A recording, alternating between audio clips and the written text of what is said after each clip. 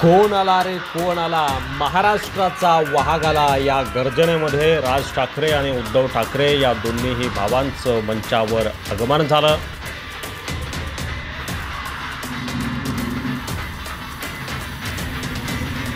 मराठी माणसांची गर्दी वरळीच्या या डोममध्ये आज प्रचंड प्रमाणात उसळलेली बघायला मिळाली.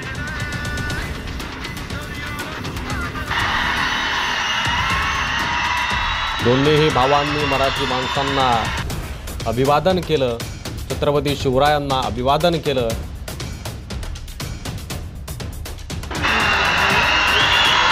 जय महाराष्ट्र. आवाज मराठीचा या भावनिक संदेशासह ठाकरे बंधूंच्या एकत्रित मेळाव्याला सुरुवात झाली. वरळी येथील विजयी मेळाव्यामध्ये हे दोन्ही ठाकरे बंधू आज एकत्र दिसत आहेत.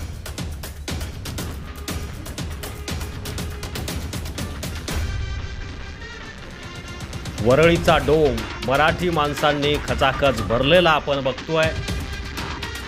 प्रचंड गर्दी इथं उसळलेली आहे.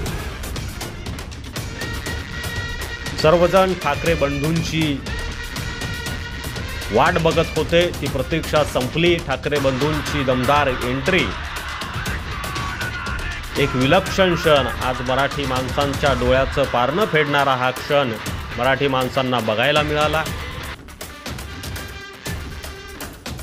मराठी कलाकार देखील त्या ठिकाणी होते. शिवसेनेचे अजय चौधरी, अरविंद सावंत, विनायक राऊत, शेकापचे जयंत पाटील, अनिल देसाई, सुभाष देसाई या ठिकाणी आपल्याला बसलेले दिसत आहेत. मनसेचे राजू पाटील आहेत. देवेंद्र फडणवीस आणि एकनाथ शिंदेंना टोमणे मारणारे काही बॅनर देखील आपल्याला या ठिकाणी बघायला मिळत आहेत. सुरू झालंय नवीन पर्व, मराठीचा आम्हाला गर्व, असे बॅनर देखील झळकताना दिसत आहेत. दोन्ही भाऊ एकत्र आले.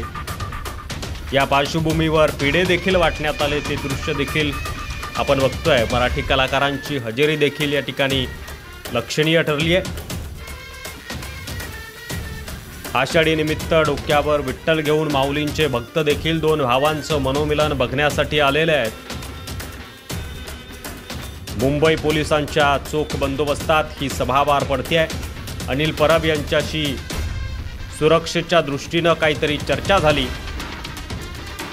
तर अनिल देसाई आणि अनिल परब कानात काहीतरी सांगताना देखील बघायला मिळाले. बाजूला संजय राऊत आणि वरुण सरदेसाई देखील उभे होते.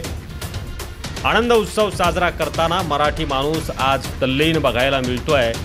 तर मराठी कलाकार देखील या आनंदात सहभागी झाले आहेत. मनसेचे राजू पाटील, अविनाश जाधव, संदीप देशपांडे ढोल ताशाच्या गजरावर नाचताना बघायला मिळाले. तर अमित ठाकरेंची दमदार एंट्री देखील या ठिकाणी झाली.